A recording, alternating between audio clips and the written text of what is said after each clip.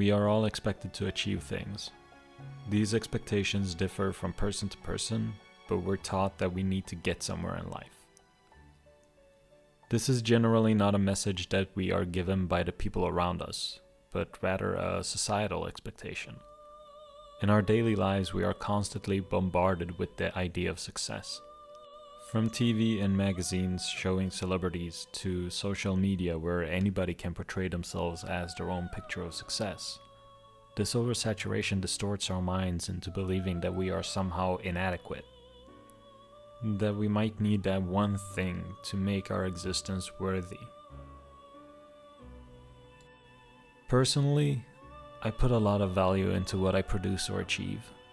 Whether that be getting a promotion at work, being told that I'm doing a good job, or creating something that I'm happy with.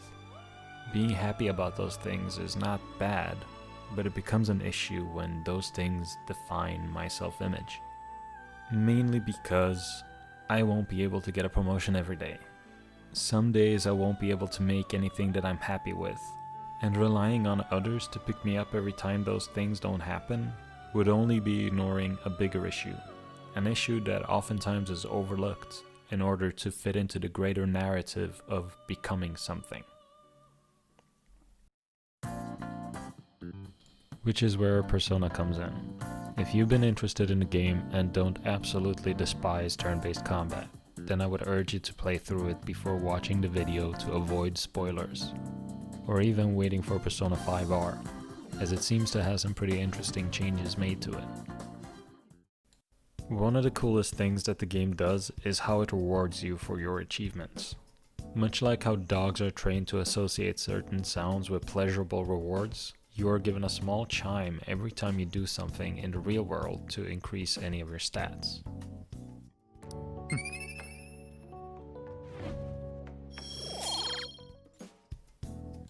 This chime is then expanded upon when you get a numbered increase in any stat.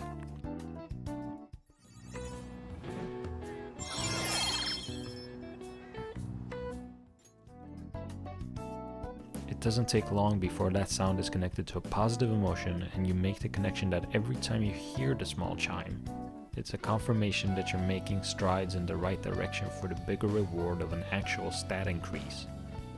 This is why even though the time it takes to get that increase later on is very long, you still feel good about every small step toward it.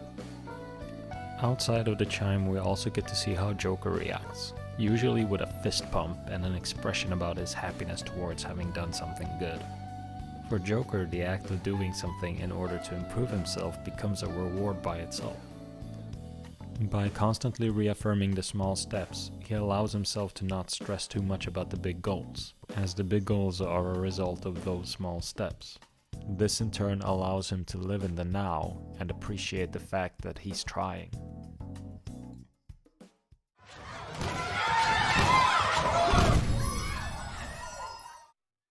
On the other side of the spectrum, we see our targets. First one we're introduced to is none other than the King of Shujin, Kamoshida. The self-proclaimed king decided that he was worthy of that title as he is an Olympic medalist, and therefore deserved rewards for his accomplishment. Kaneshiro is a powerful person in the mob. His ambitions have put him in a situation where he is untouchable by the police, and anyone else that would want to cross him. With the power that he considers earned, he rules people with an iron fist. Okumura is the very successful CEO of a major company. To most people, his leadership skills are only rivaled by his continued thirst for greatness. This leads him on the path of pursuing a political career in order to prove that his leadership works in multiple facets in society and not only in a company. These people have each found a way to ignore the present.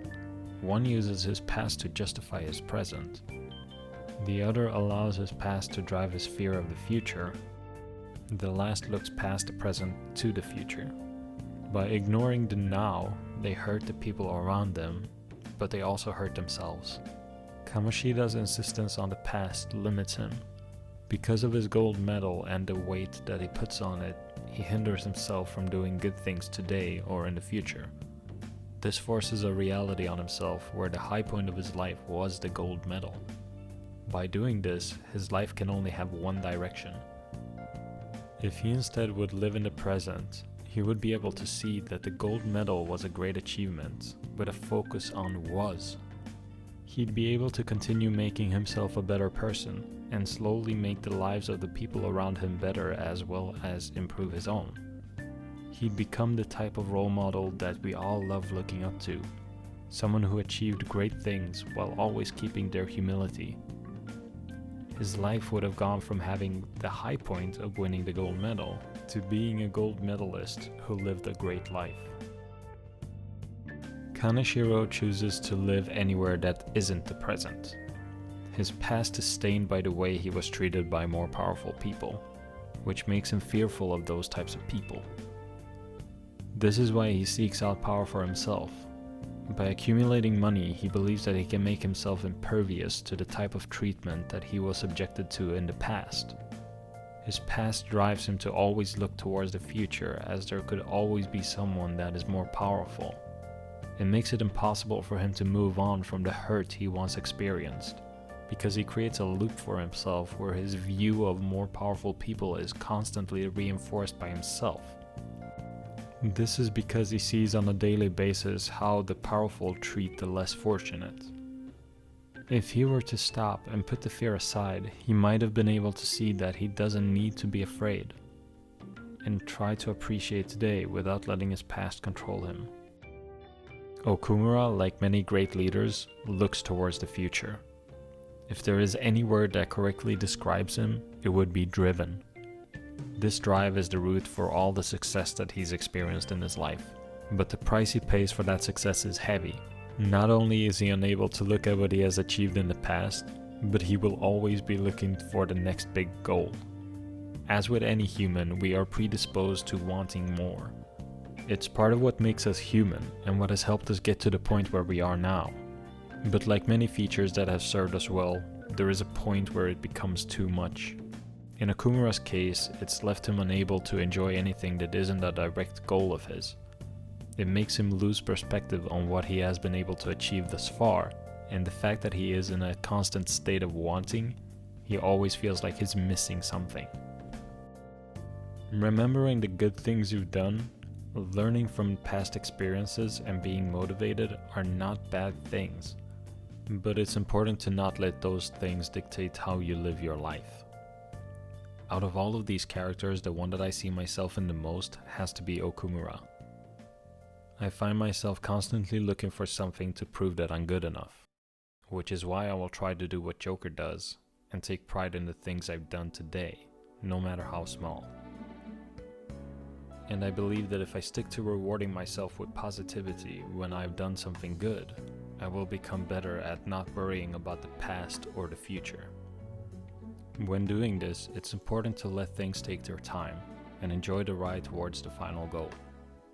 Which is why the small rewards for small achievements are important, to make the present as enjoyable as what may come.